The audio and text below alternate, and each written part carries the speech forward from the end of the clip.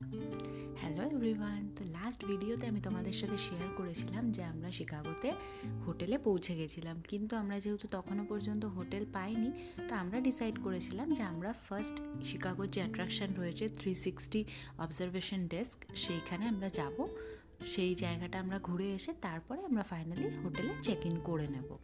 তো এখন দেখো আমরা অবজারভেশন ডেস্কের দিকেই যাচ্ছিলাম, মানে ওখানে পৌঁছে গেছিলাম, টিকিটও পারচেস হয়ে গেছিলো, সেগুলোও তোমরা দেখেছিলে। তো এখন আমরা ফাইনালি লিফটে করে 94th ফ্লোরে যাচ্ছিলাম। তো এত ফাস্ট আমরা 94th ফ্লোরে পৌঁছে গেছিলাম, সেই নিয়েই আমরা এখানে কথা বলছিলাম। আর এই দেখো 94th ফ্লোর চলে এসছে। এতটা উঁচুতে ফার্স্ট টাইম আমরা আসলাম, তো ভীষণই এক্সাইটেড ছিলাম যে এত উপর থেকে ভিউটা কেমন লাগবে বাইরের। তো এই যে উপরের এই জায়গাটা ছিল, এখান থেকেই চারিদিকটা পুরো কাচের ছিল, আর সেই কাচের এখান থেকেই আমরা বাইরের দিকটা পুরো দেখতাম। মানে এতটা সুন্দর, মানে বাইরের দৃশ্য আমি এই প্রথম দেখলাম। মানে অপূর্ব লাগছিল, বলে হয়তো বোঝাতে পারবো না। আমি চেষ্টা করেছি ভিডিও দ্বারা সবাইকে একটু দেখানোর যে কত সুন্দর লাগছিল দেখতে বাইরেটা। আর সব গাড়িগুলো চলছিল, দেখে মনে হচ্ছিল মানে কত ছোট ছোট লাগছিল উপর থেকে দেখতে গাড়িগুলোকে। তো তোমরা দেখতে থাকো ফটোগুলো।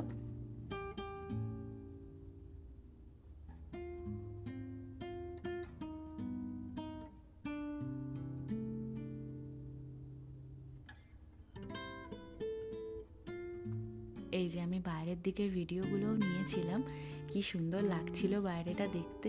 মনে হচ্ছে যেন সমুদ্রের মাঝেই দাঁড়িয়েছিলাম। দূর থেকে একটু দেখলে ভেতরের দিক থেকে মনে হচ্ছিল সমুদ্রই আছে চারিদিকে। আর কাছটার সামনে গেলে বাইরের দিকটা পুরো বিল্ডিংগুলো, গাড়ি, রাস্তা সব দেখা যাচ্ছিল।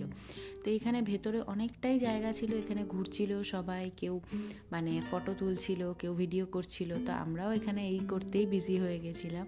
খুবই ভালো লাগছিল বাইরেটা দেখতে।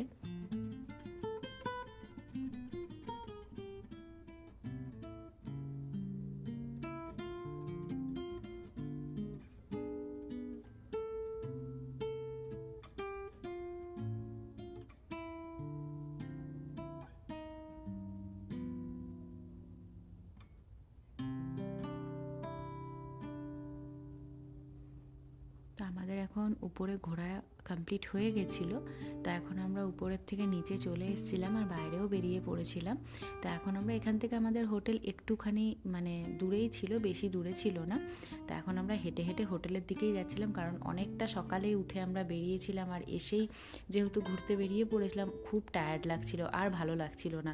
তাই আমরা ভাবলাম যে এখন হোটেল চলে যাব, আর তারপরে সন্ধ্যের সময় আমরা যাব এখানে পার্কে, একটা সেন্টেনিয়াল পার্ক রয়েছে, সেই পার্কে আমরা যাব বলে আমরা ডিসাইড করেছিলাম। তো প্রথম দিন আমরা এই দুটো জায়গায় ভেবেছিলাম যাব, আবার নেক্সট ডেতে অন্য জায়গায় যাওয়ার প্ল্যান ছিল। তো সব কিছুই আশেপাশের মধ্যেই ছিল, ডাউনটাউনের মধ্যেই। তো আর তারপরে যাওয়ার কথা আমরা এই হোল ফুড মার্কেটে একটু এসছিলাম, কারণ বাচ্চাদের জন্য একটু দুধ আর ওদের একটু কিছু খাবার নিতে হতো।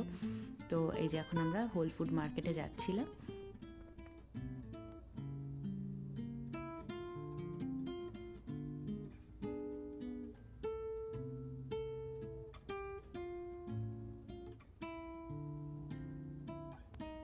এখন আমরা মার্কেটের ভেতরে চলে এসেছিলাম। তো এখানে আমরা দুধ নেব বলেই ভেতরে এসেছিলাম।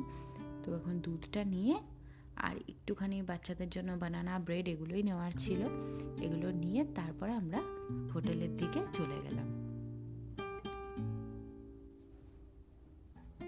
এই যে তো আমরা হোটেলে পৌঁছে গেছি। এইবার আমরা কিছুক্ষণ রেস্ট করব, কারণ সত্যিই আর ভালো লাগছিল না শরীরটা। মনে হচ্ছিল এতটাই টায়ার্ড যে গিয়ে নিয়ে ঘুমিয়ে পড়ি, কিন্তু জানতাম বিকেল হয়ে এসেছিল, ঘুমালে তো আর হবে না। আমরা তারপরে প্ল্যান করলাম যে 1 ঘন্টা 2 ঘন্টার মধ্যেই আমরা আবার রেডি হয়ে আবার বেরিয়ে পড়ব।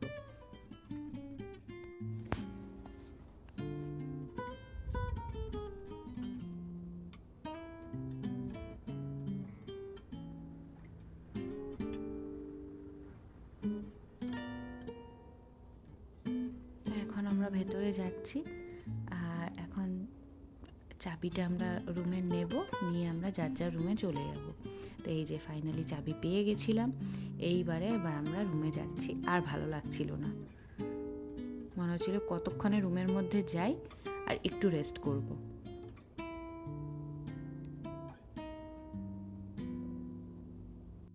তো আমরা এখন রুম পেয়ে গেছিলাম, আর এখন রুমের ভেতরে যাচ্ছি। আর এরপরের আবার আরেকটা ভিডিওতে আমরা বিকেলে যে সেন্টেনিয়াল পার্কে গেছিলাম সেই ভিডিওগুলো আমি তোমাদের সাথে শেয়ার করব। বাই সবাইকে, তোমরা খুব ভালো থেকো, সুস্থ থেকো।